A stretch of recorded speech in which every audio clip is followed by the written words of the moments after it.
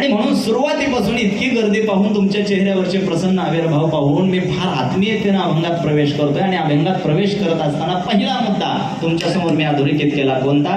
परमार्थ करायचा आहे, भक्ती मार्गावर चालायला सुरुवात करताय, मग नेमका आम्हाला सुरुवातीला स्वाध्याय कोणता गरजेचा आहे? तुकोबरायांनी आम्हाला स्पष्ट सांगितलं, एकच करा. पुढे गेले त्यांचा शोधित मार्ग. आम्हाला स्वतःच्या सोयीनुसार चालून जमणार नाही. सगळं आमच्या सोयीनुसार कसं चालेल?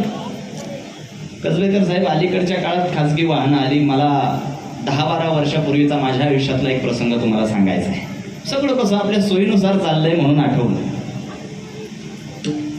नुकताच कीर्तनकार म्हणून संप्रदायामध्ये सक्रिय झालो होतो. 10-12 वर्षापूर्वीची गोष्ट. तेव्हा काही खाजगी वाहन माझ्याकडे नव्हतं. आणि महाराष्ट्रातल्या एका ग्रामीण भागात मला कीर्तनासाठी आमंत्रण आल्यानंतर एसटीनं मी प्रवास करत होतो.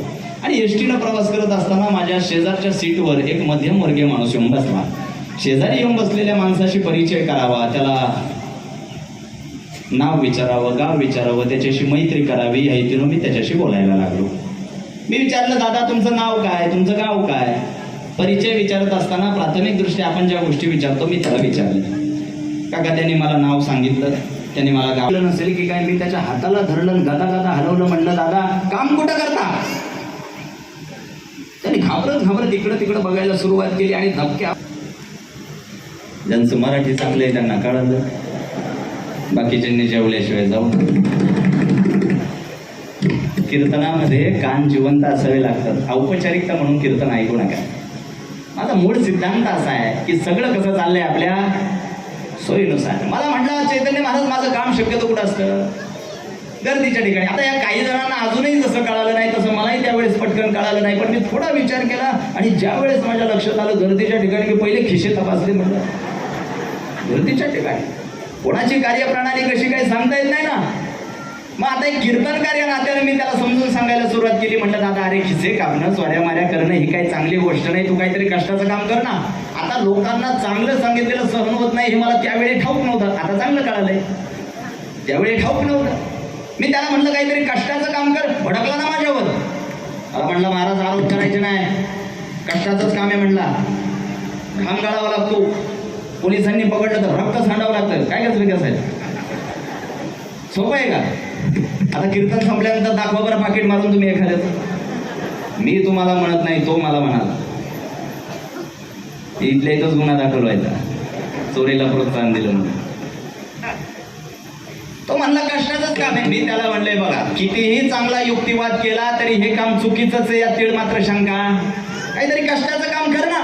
बराच वेळ खाली मान घालून बसला. आणि खाली मान घालून बसल्यानंतर माझ्याही मनाला आनंद झाला की चला माझ्या बोलण्याचा त्याच्या मनावर परिणाम होतोय, प्रभाव पडतोय.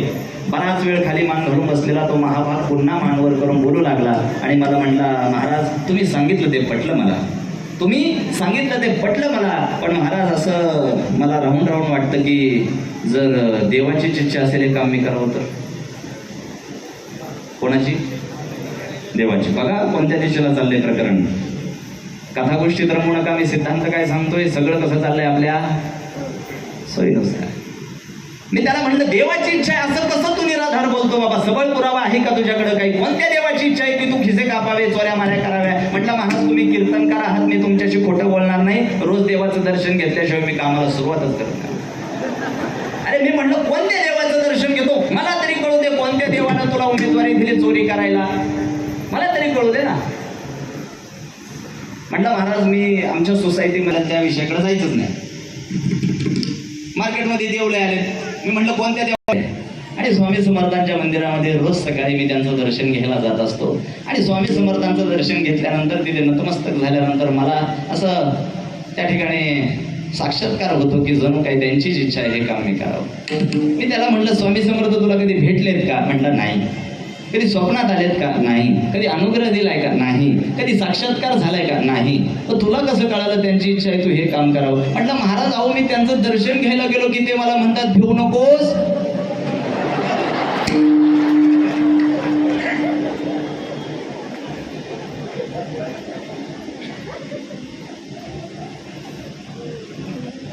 भिवू नकोस. मी तुझ्या कशाला खिसे कापायला? माझ्या बोलण्यातून सहज विनोद निर्मिती जरी झाली असली तरी या विषयाचं गांभीर्य कमी होऊ देऊ नका. संबंध वैचारिक धर्तीवर काम करणाऱ्या आणि लक्षात घ्यायला हवी की आम्हाला परमार्थ करायचंय पण आमच्या सोयीनुसार, आम्हाला कपाळी गंध मिरवायचंय पण आमच्या सोयीनुसार, आम्हाला भक्ती सुद्धा मिरवायची आहे पण आमच्या सोयीनुसार. हे सगळं जे आमच्या सोयीनुसार चाललंय ते आम्हाला आज बदलावं लागेल आणि ही बदलण्याची संधी जगद्गुरु तुकोबार यांनी आम्हाला दिली.